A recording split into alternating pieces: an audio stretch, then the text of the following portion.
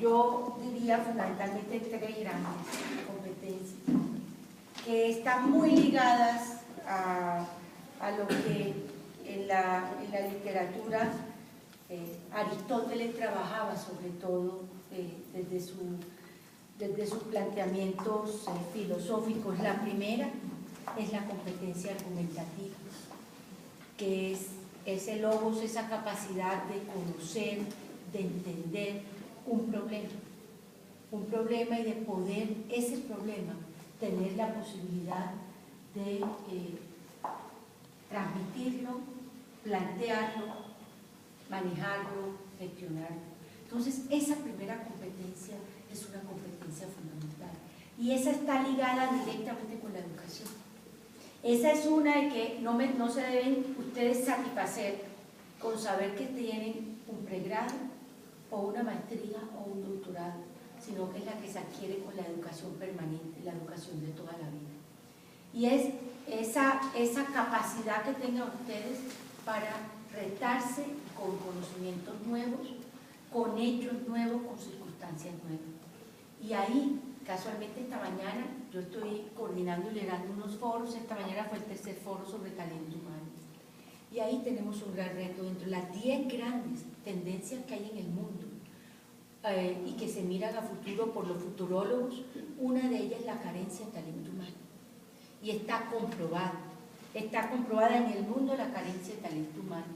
Y el talento humano que hay no quiere hacer lo que nosotros necesitamos.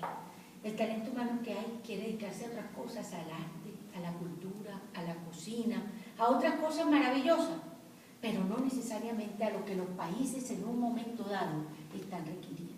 Por eso esa competencia de conocimiento, esa competencia argumentativa, esa competencia de estar permanentemente preocupado por entender los fenómenos y los hechos, es una competencia fundamental para el líder. Por eso un buen líder está permanentemente estudiando.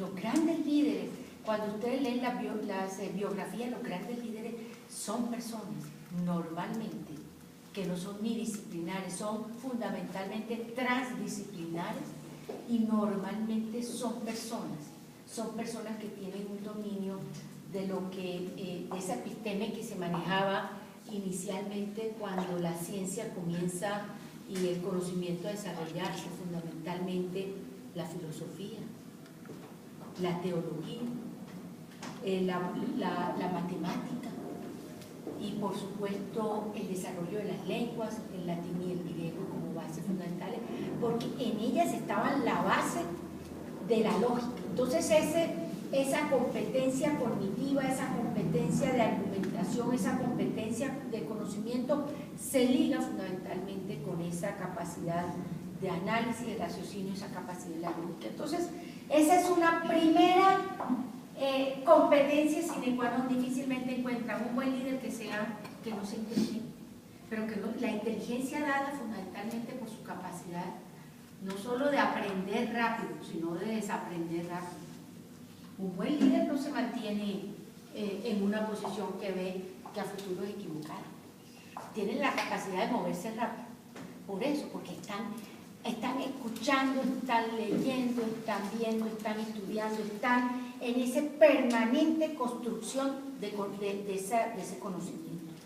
Entonces, esa es la primera joven que hay que cultivar. Es la primera que hay que cultivar y es la primera que hay que cultivar siempre por lo que los entornos son cambiantes. Y como los entornos son cambiantes, pues el conocimiento que se genera es cambiante. Es una que pasa por la formación y por eso hoy hay líderes que si bien no han tenido la experiencia de la vida, dentro de esas escasas oportunidades, porque en su gran mayoría porque no han tenido las suficientes oportunidades para la formación, lo han hecho a través del autoaprendizaje, con la lectura, y ese ha sido el mejor compañero. Aquí tengo que hablar, por ejemplo, una de las frustraciones que siempre nos contaba el presidente Uribe era cómo él, a raíz de la muerte de su papá, había bloqueado la posibilidad de hacer sus maestrías y su formación a otro nivel. pero la suplió en gran medida con la lectura. Luego ya el viejo, como él dice, tuvo la posibilidad de ir a Harvard un año y luego de ir como fellow a Oxford a hacerlo. Pero si ustedes ven, los grandes líderes, porque en su momento, digamos, la formación de maestría y doctorado es una formación del siglo XX, no es una formación anterior, pero los grandes líderes, su mayor fuente de conocimiento estaba en los libros, Entonces, ahí ha estado, pero es de todos modos una constante que veo. Entonces, la educación permea y cruza esa variable fundamental para la formación de un líder. La segunda gran competencia que tiene que tener un líder, así como tenía que ver con el logos, esta tiene que ver precisamente con lo que uno llama la característica de lo que es el carácter de la persona. Eso que lo identifica a uno, como ese sello propio. Y eso viene dado fundamentalmente con la facilidad o que no quiero usar palabras en inglés, como esa sintonía que tiene la persona con el otro, casi que se pone en los zapatos del otro, que es lo que se pone en los zapatos del otro. Eso es lo más importante de cultivar dentro de esa característica, es siempre ponernos en el zapato del otro. El otro es esa comunidad que está alrededor de nosotros, qué piensa, qué siente, qué le duele, qué le gusta, por qué vive, cuáles son sus motivos. Y ahí hay personas maestras en eso. Una de ellas es el presidente Uribe. Él se pone en el zapato del otro, pero fácilmente, y es de lo más difícil. Es un poco, como dice uno, bueno, no es el carisma, ahí no es el carisma, es la capacidad de ser resiliente, como llaman algunos, de otros es simplemente de buscar entender al otro. Y es a la masa, y es al grupo, y es a la persona. Esa parte es una parte fundamental dentro de la formación del líder. Y esa se desarrolla fundamentalmente, por supuesto, con el carácter. O sea, el carácter, porque por estar en los zapatos del otro no podemos perder lo que somos. Es entender al otro sin entender lo que somos. Y el carácter es definitivo en esta segunda, digamos, gran característica de un líder que le lleva a que tiene que desarrollar unas competencias para que ese carácter pueda en un momento dado quedar en sintonía con el otro. El tercero es lo que uno llama ese pathos, que no es otra cosa que la ética sumada con la humildad, sumada con otra característica como el humor, que está sumada ética, humildad, humor, sencillez, que son todas estas cualidades que debe tener el líder para poder proyectarse y poder desarrollar un equipo. Como la coherencia está en todos estos aspectos, y la coherencia no es otra cosa que ser verdadero, ser auténtico, entonces eso nos exige fundamentalmente que cuando nosotros actuamos, vivimos, decimos y hablamos, tenemos que tratar de manera clara de que nosotros seamos respetuosos del otro, vivamos lo que estamos diciendo y vivamos dentro de unas normas, no solo sociales, sino morales. Entonces la parte ética ahí es fundamental. La parte ética ahí es fundamental. Y eso es lo que nos muestra, es el ejemplo. El ejemplo de una persona coherente, el ejemplo de una persona que efectivamente tiene unos principios. Entonces, esa es la primera característica, porque siempre pensamos simplemente en la ética como el respeto por lo público y no tocar el dinero de lo público, para no hablar, para decir que que no somos corruptos, pero es que debemos ir más allá.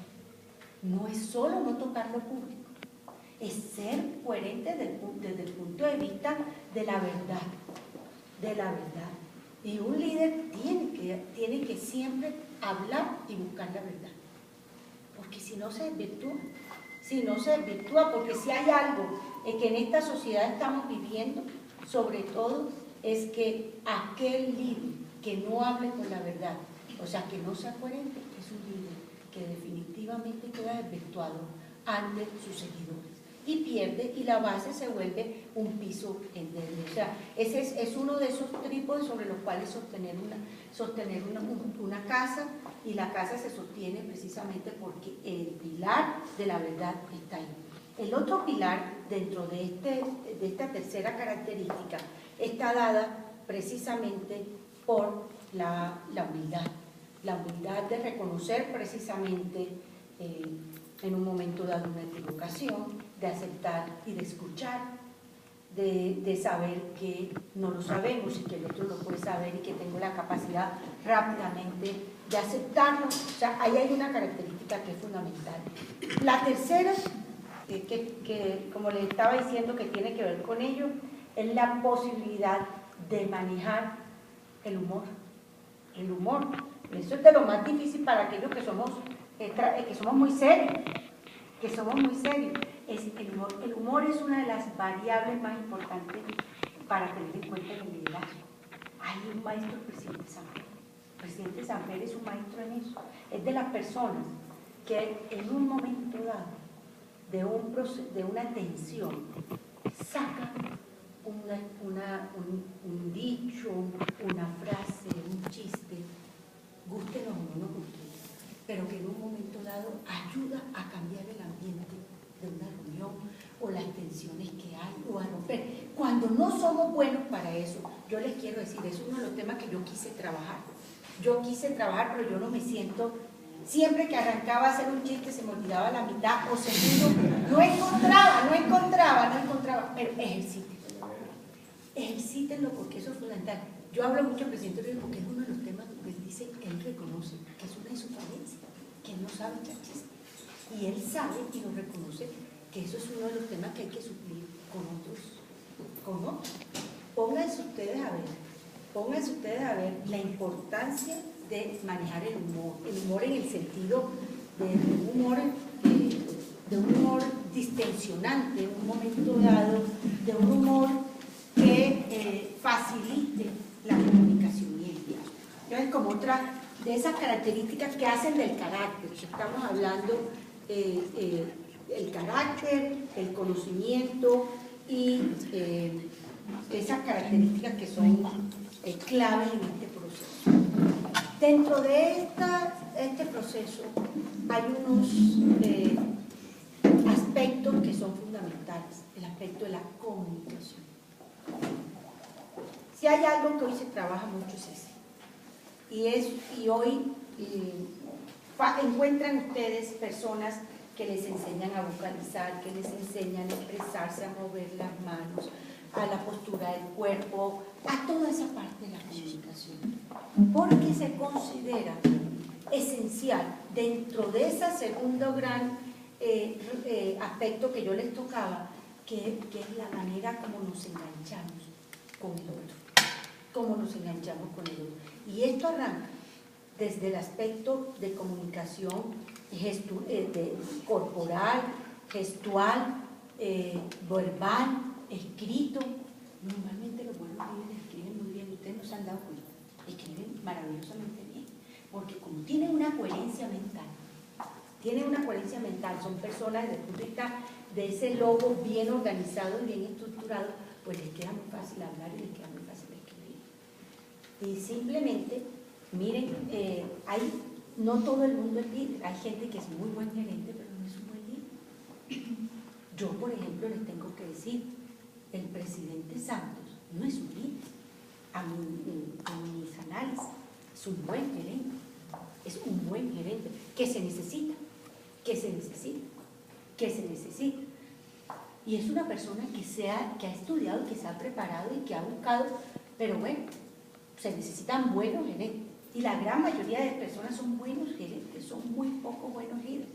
Es que es muy complicado ser un buen líder, porque no estamos hablando de ese liderazgo del caudillo, sino estamos hablando ya de un liderazgo, ¿cómo le podría yo llamar? Como más estructural, más integral, más formal, y esos son muy pocos.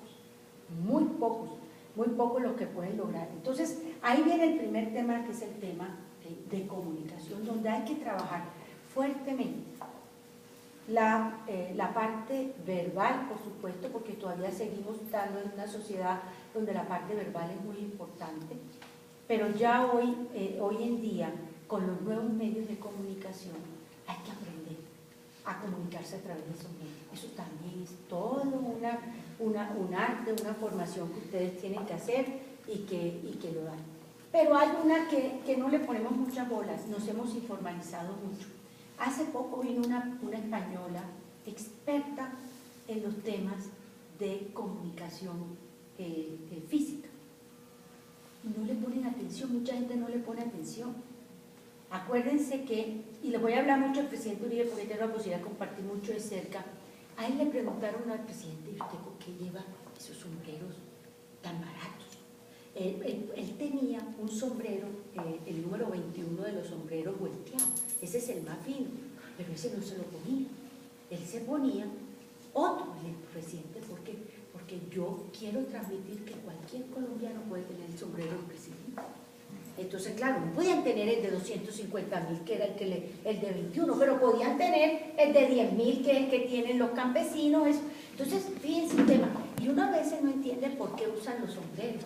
O por qué, por ejemplo, yo no sé si ustedes se acuerdan, en el debate de Noemí Sanín, no en esta campaña, sino en la de presidente, que la manera como ella se vistió, ustedes de pronto no le ponen atención. Cuando yo era ministra, a mí nunca se me olvida que tuve uno de los debates del Tercer Canal, bueno, y llegué al Consejo de Ministros y había, le llamaban la señorita Carlina, que era una antioqueña que había sido parlamentaria, etcétera, una mujer, pero ya mayor, de 80 y pico de años, y ella siempre tuvo la oficina de ella diagonal a la presidenta Uribe, porque ella tenía que estar en diagonal. Y yo pensé que ella me iba a decir, qué bueno el debate, qué bueno. No, lo que me dijo fue, María Rosario, ¿y por qué te presentaste con una cola de caballo que se te paraba el pelo aquí? Y así, Carolina, ¿cómo que usted no se dio cuenta fue de eso y no se dio cuenta de todo lo que yo dije? Esto para mostrarle a ustedes que la gran mayoría de personas no se está poniendo atención a lo que uno dice, se está poniendo atención a cómo te vestiste, a cómo te peinaste. Puede ser hombre, puede ser mujer. Cómo moviste la mano. Entonces, esa comunicación es clara. Y hay cursos especiales para eso, jóvenes. Para eso. Y la gran mayoría, cuando yo doy mis clases y me gusta los primeros semestres por eso. ¿Por qué me gustan las exposiciones? Le digo a los muchachos, acostúmbrense que tenemos que tratar de que nos ponga atención por lo que decimos y no como nos vestimos. Pero si uno va vestido de una manera tan que lo lleven a uno, es que le vean la cara, el cuerpo, los zapatos, qué sé yo, pues la gente no le pone atención a otra cosa. No le pone atención. Entonces, ese es un tema que no le ponen atención muchos líderes. Muchos líderes no le ponen. ¿Ustedes de qué se acuerdan de Luis Carlos Galán? La voz. La voz, esa es una que lo caracteriza. La oratoria, eso es otra. Pero desde el punto de vista de la comunicación. La camisa roja. ¿Y qué más? ¿Y qué más? Sí. El pelo. O sea, había unos temas y yo decía, ¿cómo sería ese pelo? Sí. Pero cada uno va dejando que es ese punto que lo identifica desde el punto de la comunicación física. Porque la voz, yo muchas veces reconozco a la gente, sino la gran mayoría de veces por la voz. Esa es la gran mayoría de veces, hay voces que son inconfundibles. Pero también hay identidades desde el punto de vista de la comunicación física. Por ejemplo, yo analizo mucho al presidente Santos. ¿Por qué? Porque los movimientos de él son movimientos construidos, no son naturales. En las manos, por ejemplo. En las manos, él no cambia mismo de las manos. No lo cambia porque él no tiene esa facilidad en el tema de comunicación. Eso no la tiene. ¿Qué le vamos a hacer? Así como él tendrá o tiene otras virtudes que otros no tienen. Pero esos son temas que son trabajables, como trabajable es la voz. Como trabajable es la voz. Hay unas voces que son fatales desde el punto de vista de la plaza pública, por lo chillona, etcétera, etcétera. Entonces, esos son temas que son trabajables. Entonces, pero no quiero perder el hilo, pero les traía porque el tema de comunicación no es un tema solo ya ahí, fíjense, no es suficiente lo que uno dice. dice, sino todo lo que va asociado al tema de comunicación. Además del tema de comunicación, tienen que trabajar mucho la capacidad de persuasión. El que quiere estar en posiciones de liderazgo público-privado, lo que pasa es que la gran mayoría de liderazgo en lo público, tiene que trabajar mucho esa capacidad de persuasión, para lo cual el logo es muy importante, para lo cual el pathos es muy importante y el ethos es muy importante, que son estos tres que yo les he hablado, que es la capacidad de lograr que eso que ustedes quieren se lleve a cabo. Eso es muy importante. Eso, ¿cómo logramos que el otro te compre tu idea? ¿Cómo logramos que el otro te acepte tu idea? Eso es muy, muy importante. Y para eso, ustedes se dan cuenta, por eso es que los líderes aprendieron que lo mejor es manejar como un discurso focalizado, de cortos mensajes, precisamente por eso, precisamente para eso. Y detrás de eso viene todo lo demás. Entonces, la capacidad de poder lograr, de poderse sintonizar con la audiencia y lograr que le compren es clave. Porque siempre trabajamos en la negociación, siempre nos trabaja la negociación, pero no nos trabaja la capacidad de persuasión. Hay que trabajar la capacidad de persuasión, es dificilísimo. Yo me acuerdo cuando estaba en el Congreso debatiendo mi proyecto de ley 1341 sobre la tecnología de la información y las comunicaciones, que fue ley. Yo me acuerdo, me tocó sacar todos mis libros de la Universidad de Harvard para que no me faltara nada de lo que me recomendaba en ese tema, porque yo necesitaba que ese proyecto me lo sacaran adelante. Porque es que hay unas competencias especiales para la persuasión, que no son las mismas de la negociación. Entonces hay que tener en cuenta eso. Es más importante para nosotros como líderes persuadir que negociar, porque normalmente no somos nosotros los que negociamos. Para eso un presidente normalmente tiene primero esa fuerza que va y hace el trabajo, ya él llega a una instancia, que es la instancia, digamos, ya final o superior del tema. Entonces la capacidad de persuadir la tienen que tener los líderes, la capacidad de persuadir tienen que tenerla los líderes como uno de los temas. Entonces, tenemos el conocimiento mediado por todo esto que les comenté, el carácter, la formación del carácter, y la formación del carácter hay que cogerla desde abajo, desde jóvenes, mucho, la formación. Y hoy inclusive ya en educación las teorías están que uno en los colegios debe educar para el carácter. Sobre todo ahora que estamos viendo un mundo tan mediado, de tanta información, el carácter es fundamental, entendido como ese sello, no de que si soy de mal genio o de buen genio, eso no es el carácter. El carácter es esa claridad, esa identificación de efectivamente poder orientar ese norte, poder tomar posiciones, poder tener claridad de aquello que es propio de la persona. Y ese es uno de los temas que más se está trabajando hoy en educación primaria y en educación secundaria, es la educación para formar el carácter de la persona. Es que esto hoy está muy mediado, digamos, por los estereotipos de los medios, por los nuevos grupos minoritarios, o sea, por tantas cosas que se pierden. Y ustedes ven hoy unos muchachos que son unas veletas, unos muchachos que son unas veletas que no saben si lo que ellos piensan es lo que ellos hacen, o si es que tomaron lo de los otros, por qué lo tomaron. O sea, realmente se vuelven personas mujeres más. El hecho de ser hijos únicos o de familias muy pequeñas, la sobreprotección, todo eso lleva a que la gente le falte ese sello, esa identidad, esa claridad. Entonces, digamos que ese es un tema que ustedes tienen que ponerle ahí muchísima atención, muchísima atención. Entonces, hablamos de esas tres, hablamos ya de unas competencias particulares comunicativas, de unas competencias para aprender a persuadir, a tener la capacidad de persuasión, que es positiva, que no es negativa, la capacidad también, una competencia que a mí me parece también fundamental trabajar, y es he debido arrancar por ahí, porque no sé por qué no arranqué por ahí, que es la diferencia. El líder tiene que lograr ganarse autoridad más no poder. ¿Me explico? ¿Cuál es la importancia del Santo Padre? ¿Cuál cree usted que es la importancia del Santo Padre, del Papa? ¿Cuál es la importancia? La autoridad de Dios en la tierra. La autoridad, pero ¿cuál es la autoridad de? ¿Cuál es su autoridad? Guiar a todos los católicos del mundo.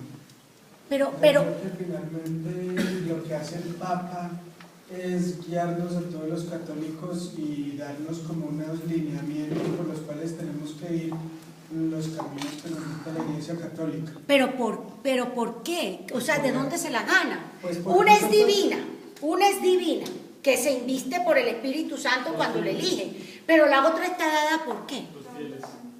Por los Su investidura cardenales que sostienen lo del Su investidura, pero también su formación. Fíjense que los papas normalmente son personas supremamente bien formadas. Este papa actual es un políglota, es un teólogo. Trae un caso, por el caso más patético de autoridad es el de los papas, que no es de poder, Y el tema lo traigo porque un buen líder es ante todo aquel que se gana la autoridad. Aquel que se gana la autoridad, que quiere decir el reconocimiento de los otros para que uno la ejerza. No lo ejerce por poder. ¿Qué fue lo que hizo Mursi ayer en Egipto? O antes de ayer. ¿Qué fue lo que hizo? Un acto de poder, no un acto de autoridad. Tuvo que acudir a un decreto para sacar a las cortes y a todos los demás órganos y poder él reinar. Eso es un acto de poder, no de autoridad. Tan es así que miren todas las marchas que le han hecho ayer y hoy. Entonces, para un líder, lo más importante es ganarse la autoridad.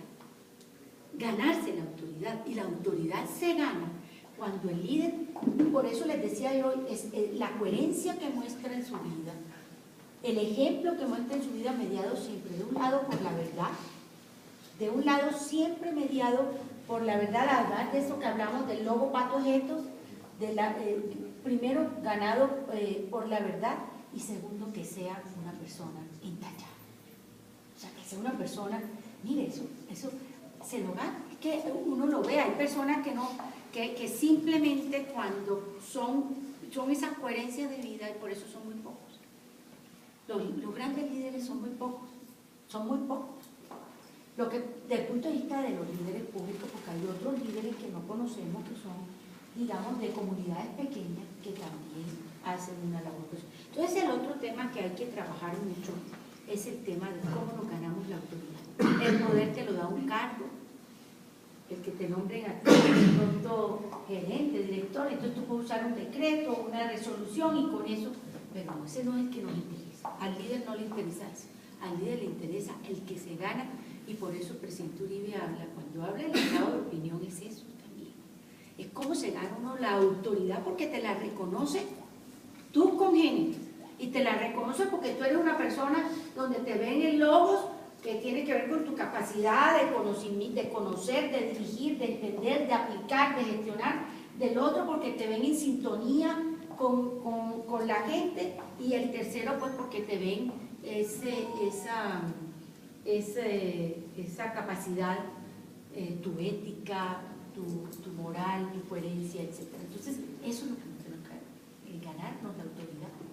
Y la autoridad se gana precisamente porque la gente, además de que sabe, es coherente, es como, pero fíjense, fíjense cuando Bill Clinton, que se considera que Bill Clinton es un gran líder, doctor Caribán, nuestro candidato presidencial.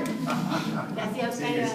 El presidente Bill Clinton, que se considera un gran líder, ustedes recuerdan qué pasó cuando le salió el escándalo de Mónica Lewinsky. Esos son hechos que automáticamente van en contra de una de estas características que afectan esa coherencia de vida, que deslegitiman a un líder. Por eso la importancia, por eso el líder tiene que cuidarse. El líder no puede tener lo que se llama vulgarmente rabo de paja por ningún lado. Y tienen que ser desde niños, desde ahora. Y yo les digo, con lo que le digo a mi hijo, ojo con las redes sociales para eso. Porque a ustedes les encanta poner en las redes sociales una cantidad de fotos. Y entonces se disfrazan en Halloween los hombres de mujeres y las mujeres de hombres. El día de mañana, alguien le saca eso y le dice un momentico, tienen que cuidarse hasta de eso. Hasta de eso tienen que cuidarse. Entonces, usted tiene que cuidarse desde muy niño. El que quiere tener vocación de lo público y de liderazgo, tiene que cuidarse desde muy niño. Y su coherencia de vida tiene que ser así. Aburrida, es aburrida. Es aburrida. Es mucho lo que tiene que sacrificarse. Y aquello que de pronto les puede gustar, son mujeriegos, son de tienen que desterrar. Pero mírenla, se deslegitima. Porque es que uno es referente. Y uno tiene que ser un referente positivo. Ustedes no pueden ser referentes, sino positivos. Ahí ¿Qué está el quiere escándalo decir? de la CIA. Por ejemplo, lo de la CIA, Oscar Iván, exactamente. Era un gran militar por la guerra de Irak. Y mire cómo, por un solo acto humano, porque es un acto de debilidad humana, mire cómo terminó. Mire, por eso los sacrificios que hace un líder. La gran mayoría de líderes han tenido que sacrificar mucho, sacrifican amores, sacrifican vicios, sacrifican una cantidad de cosas. Pero eso es parte del tema. Porque si usted quiere ser un líder, usted tiene que ser un líder con referente positivo. Ahora lo que pasa es que la gente pues minimiza una cantidad de cosas, le parece, pero yo sí les digo, desde ahora ustedes tienen que tratar de que su vida sea correcta. Porque ¿cómo van a entrar ustedes a decir o hablar en público, o si le ponen el caso del consumo de droga, o si le ponen el caso de la corrupción y resulta que ustedes le encuentran una investigación de malos manejos públicos, o le encuentran, no tienen autoridad. Ahí mismo los del lentico. ¿Por qué les digo yo? ¿Por qué el presidente Uribe ha sobrevivido? Porque le han querido expurgar absolutamente todo y no le han encontrado en lo que le han dicho. ¿Por qué? Por eso se da el lujo de ciertas decisiones que toma, porque sabe que en esos temas tiene, como se dice vulgarmente, la verdad. Entonces a ustedes también los invito, jóvenes, que desde muy niños, desde muy jóvenes, ahora como están, cuiden mucho y cuídense mucho en las redes sociales. Cuídense mucho en las redes sociales. Uno habla mucha bobada y uno pone mucha foto en las redes sociales que ustedes no saben el día de mañana en qué momento eso se les devuelve cuando sean personas en lo público. Personas en lo público y estar en la vida pública, no tanto por la campaña de salir, como está Oscar Iván, que ha recorrido los 32 municipios en un corto tiempo.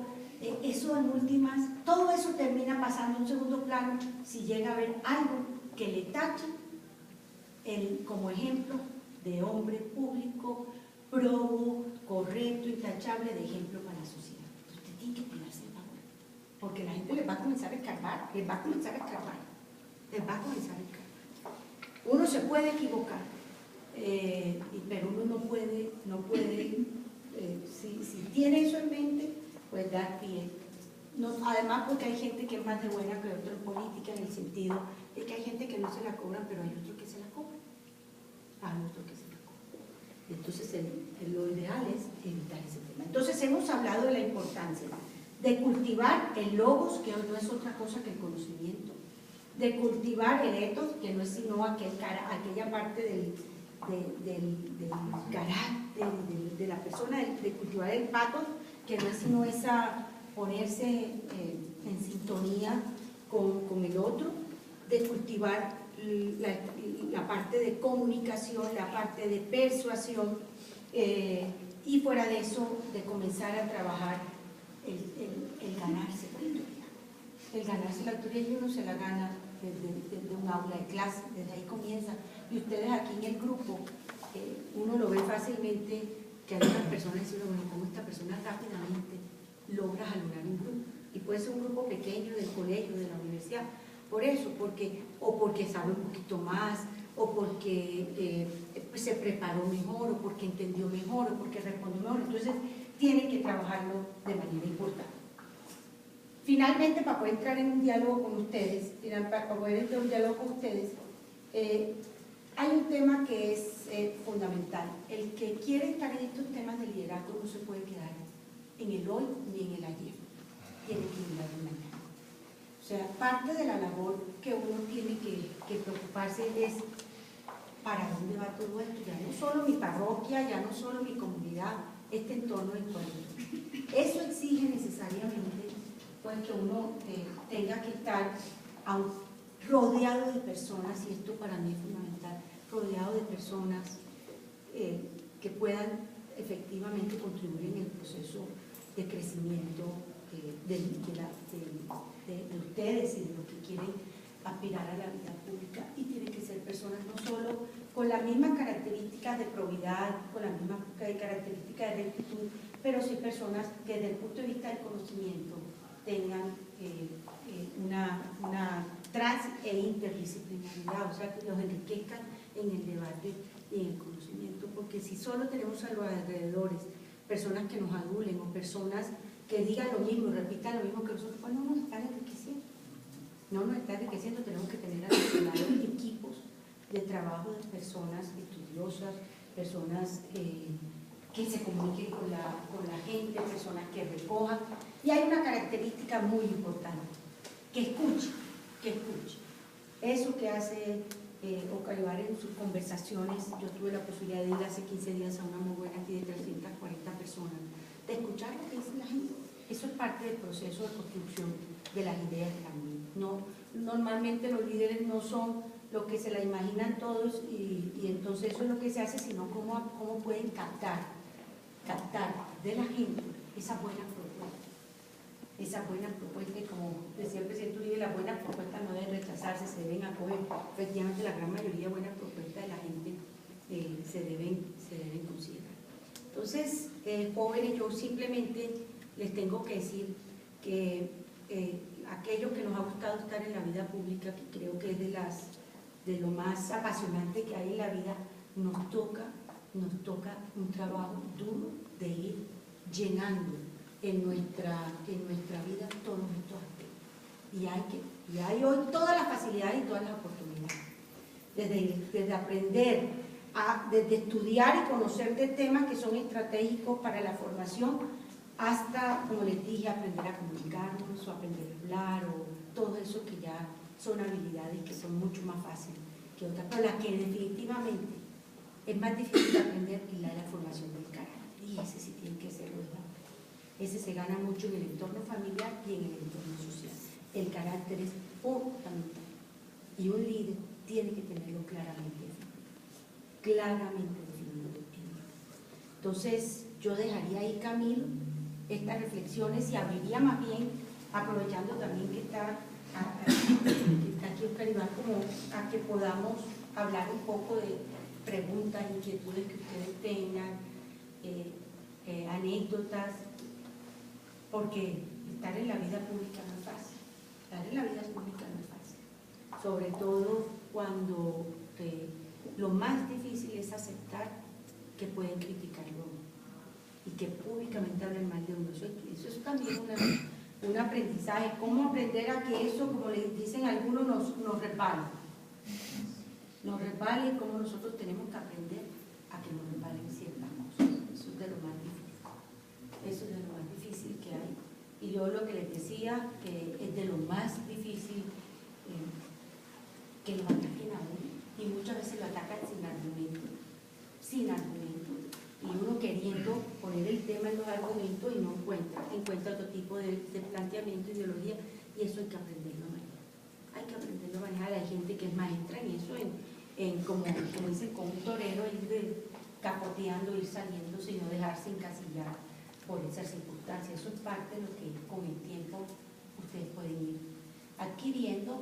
Y yo me acuerdo cuando yo tomé una clase de pregrado en la Universidad de Harvard con un grupo de estudiantes. La clase era la ética en las relaciones internacionales, y una de las cosas que ellos más promueven en la Universidad de Harvard son los debates de los jóvenes de pregrado, para eso, para que se den madera, para que aprendan a contraargumentar, para que aprendan a que las cosas cuando se dicen no pueden ser tomadas particular.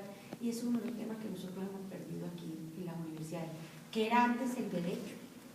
Las grandes escuelas aquí de derecho eran escuelas donde se daban los discursos de los jóvenes más espectaculares, donde se daban los debates, eso lamentablemente se fue perdiendo, porque fuimos moviéndonos, digamos, a unas formaciones mucho más inflexibles.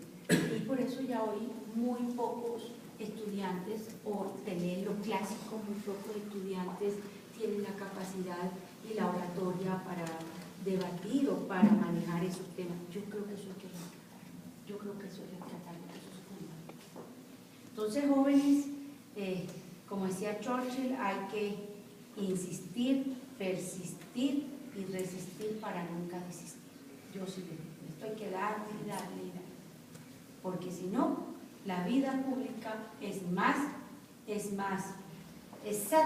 la satisfacción es cuando uno puede servir, pero el resto son bastante los tragos difíciles. Entonces hay que prepararnos para saber manejar esos tragos difíciles, porque normalmente aquí van a ver cómo atacan a la persona, o la atacan, difícilmente ven cómo la primera. Entonces, más en esta polarización que tenemos, se hace más difícil.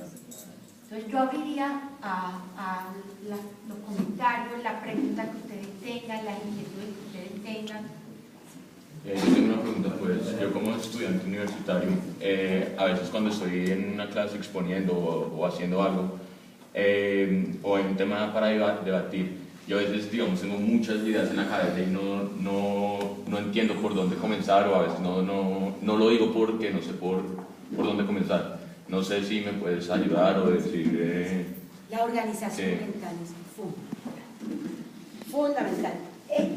Parte de lo de un estudio, cuando sabe tanto, es peor, porque sabes tanto que quieres decir todo lo que sabes. Entonces, lo primero que uno tiene que aprender es lo que se llama la reflexión y la introspección. Y es muy difícil. Tienes que preocuparte por tres cosas. Primero, ¿quién es tu auditorio? ¿Quién es tu auditorio? Segundo, ¿qué mensaje quieres darle a ese auditorio? Porque no puede ser el mismo este auditorio que si nosotros nos vamos ahora para Lo Quemado, donde hay un grupo de gente que de pronto tienen el problema que lo están desalojando, pues yo no puedo llegar con este discurso. Entonces, primero, ¿quién es tu auditorio? Segundo, ¿qué mensaje quieres para ese auditorio? Y tercero, que viene lo que yo les decía de con las características, cómo yo me sintonizo con ellos, o sea, cómo yo logro facilitarles, buscarles una salida, ese tipo de cosas. Entonces, para ello, tú lo primero que dices, y por eso me daba, cuando uno está en estos cargos, le hace a la gente las presentaciones, uno dice unas presentaciones, nada que ver, no deja unos mensajes, unas presentaciones malas, poco de cifras, pero nadie sabe esas cifras para qué son y qué querían decir. No, uno tiene que decir, bueno, yo estoy aquí frente a unos jóvenes que quieren ser líderes, que quieren meterse a lo público. Bueno, ¿qué mensaje le voy a dar a esos jóvenes? Lo mismo cuando tú oigas, yo quiero, tú dices, oiga, me invitaron a dar una conferencia sobre los problemas. ¿De dónde eres tú? De acá de Bogotá. Por ejemplo, una conferencia sobre los problemas de Bogotá o la situación de la basura con lo que está diciendo Pedro. Un momentito, lo que tiene que ver es, primero, bueno, entendí bien cuál es el problema. Segundo, ¿a quién se la voy a dar? Resulta que me invitaron a la universidad, a la Sergio Arboleda, para dárselo a mis compañeros de Derecho. Tercero, bueno, ¿qué les quiero hablar? Entonces, siempre acostúmbrense, esto como si fueran profesores. Siempre debe haber, eso es lo primero, siempre debe haber, el primer párrafo es el fundamental. O sea, el primer mensaje es el fundamental. O sea, siempre tiene que haber una introducción que lleve el mensaje principal. Luego viene el desarrollo de ese mensaje y tu conclusión, siempre. Acostúmbrase a 2, 3 puntos, a organizar. Yo siempre le digo a mis hijos, ¿para qué tienen que escribir todo eso? Concéntrese, haga cortico. Venimos de una cultura de que entre más largo mejor, no. Vámonos a la cultura americana, que esa es muy buena. Entre más corto y más conciso el mensaje, mejor. Si ustedes oyen los discursos, a mí me gustó mucho el Estado de la Nación de los presidentes de los Estados Unidos en enero.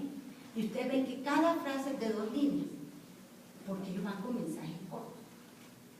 Muy cortos, porque a ellos lo que les interesa es dejar el mensaje.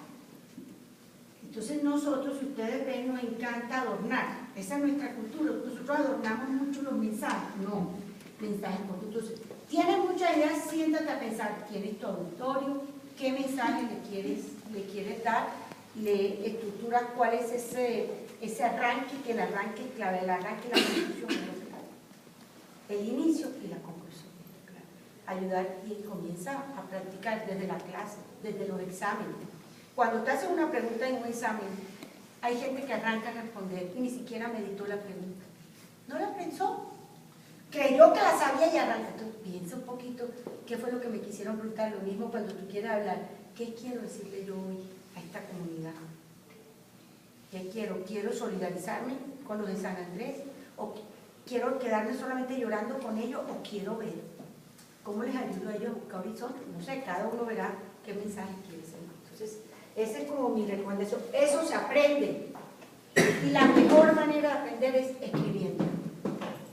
Escribiendo. No lleves discurso escrito, sino momentico. 1, 2, 3 punticos. Y esa es la base. Y ayúdate siempre con una cifra, o ayúdate siempre con una frase de esas que son claves, o con algo que alguien dice, recoge de alguien otra cosa.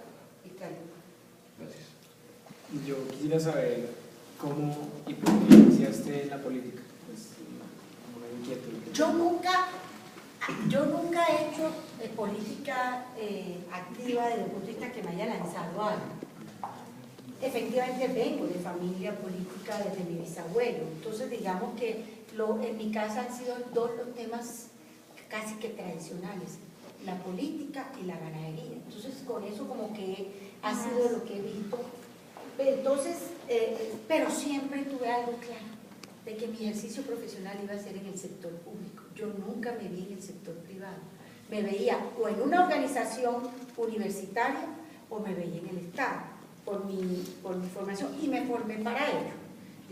Hice mi formación para ello de economía en el Rosario, luego en la Universidad de Cornell en los temas agrícolas que toda la vida me han encantado, y luego pues, fui a la Universidad de Harvard a hacer mi maestría en política pública.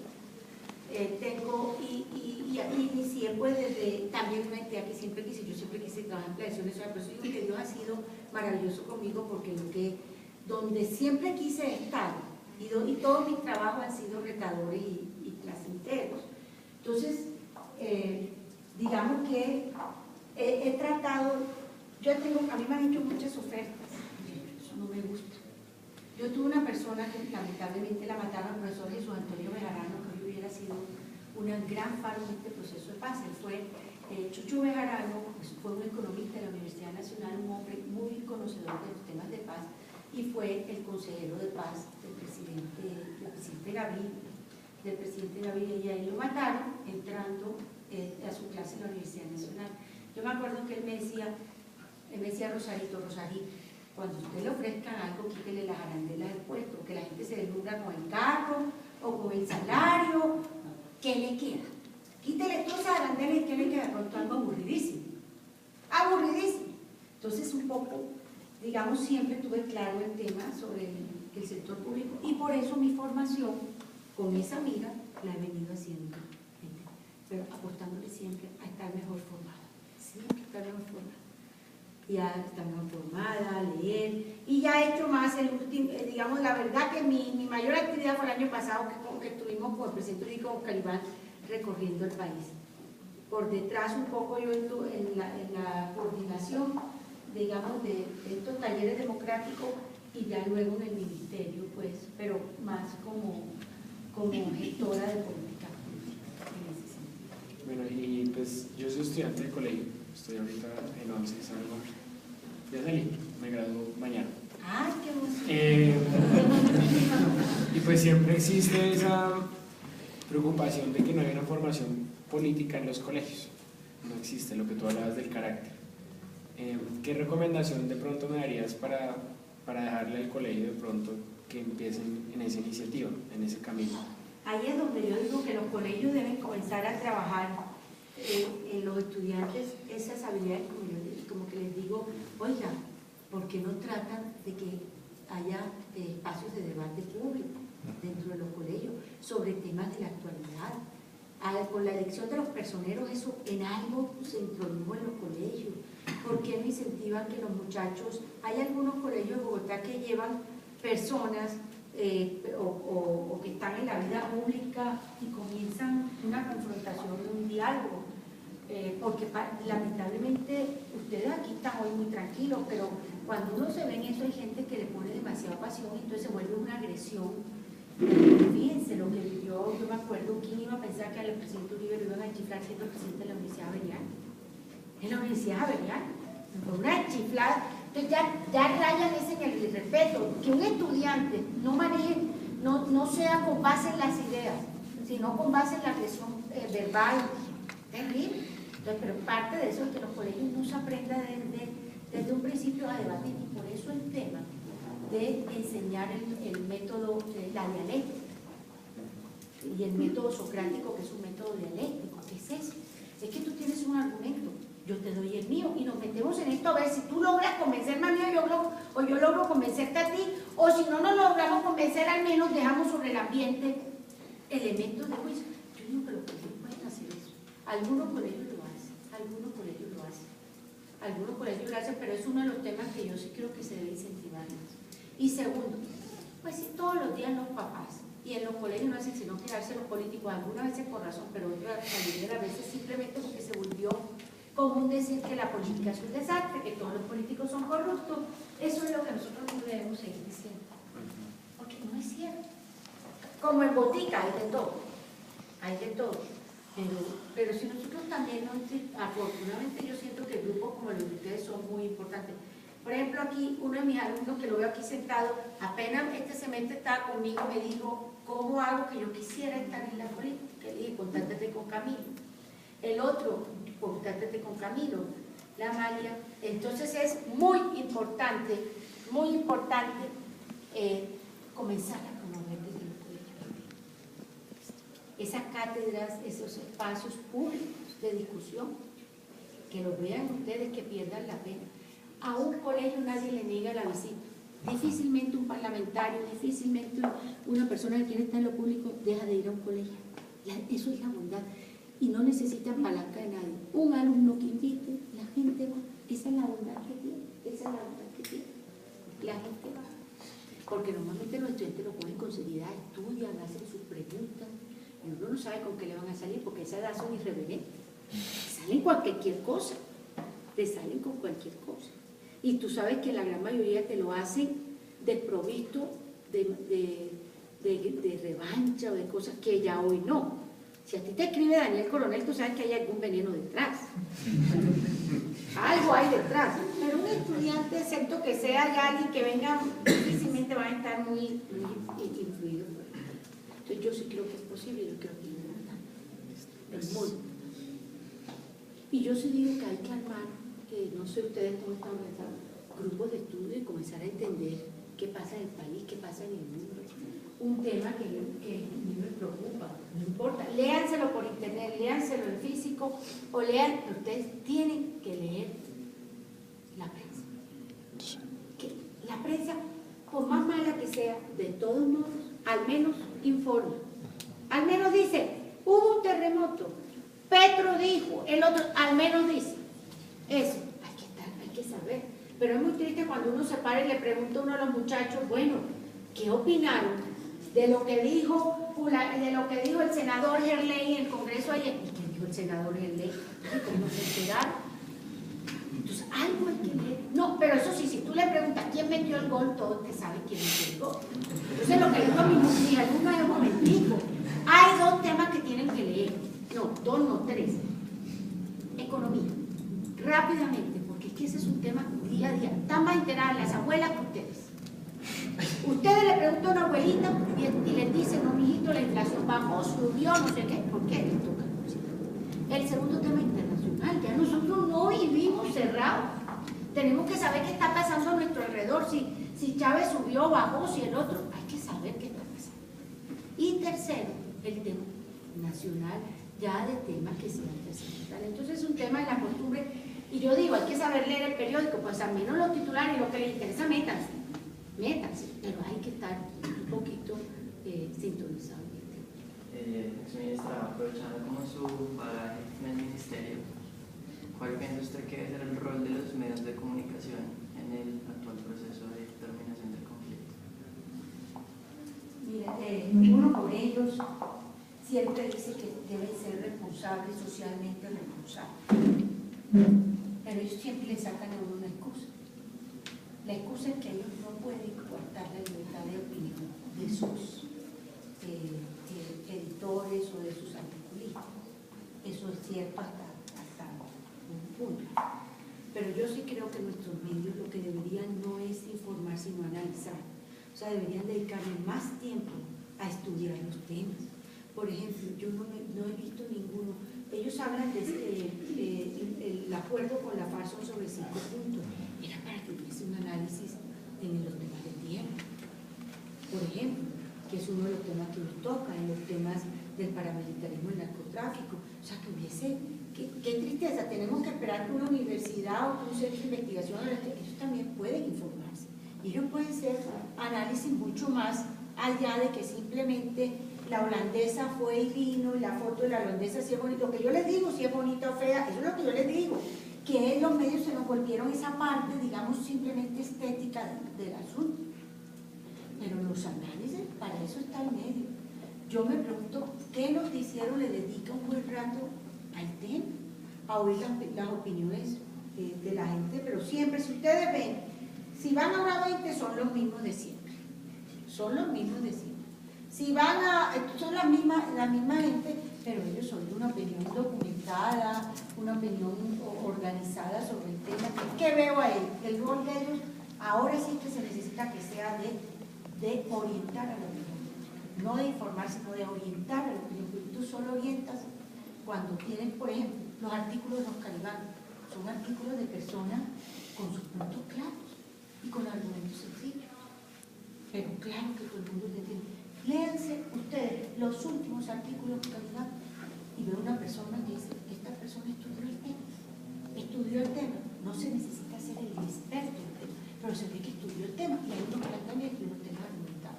Simplemente recopila y lea, y entonces dice una buena persona. Pero hay otros, como un Daniel Samper, que ustedes ven que pone las vísceras en el artículo. Las vísceras, todas sus enemistades, todas sus rabias. Entonces dice uno, ¿qué opinión pública construyen así? Pero hay otro, como Carlos Caballero, que hace un análisis de lo económico bueno. Entonces, pero son poquitos y como el espacio es tan chiquito, a ellos les da, el resto se va todo en entrevistas. Las entrevistas son muy poco lo que tú puedes entender de la entrevista.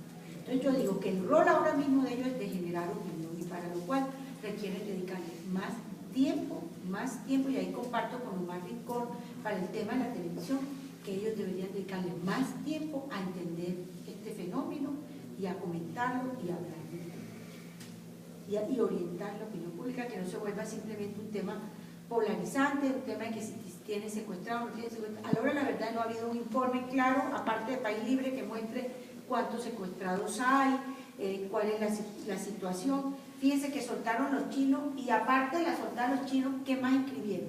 No pusieron nada. La foto del embajador de China recibiendo a otro chino. ¿Sí?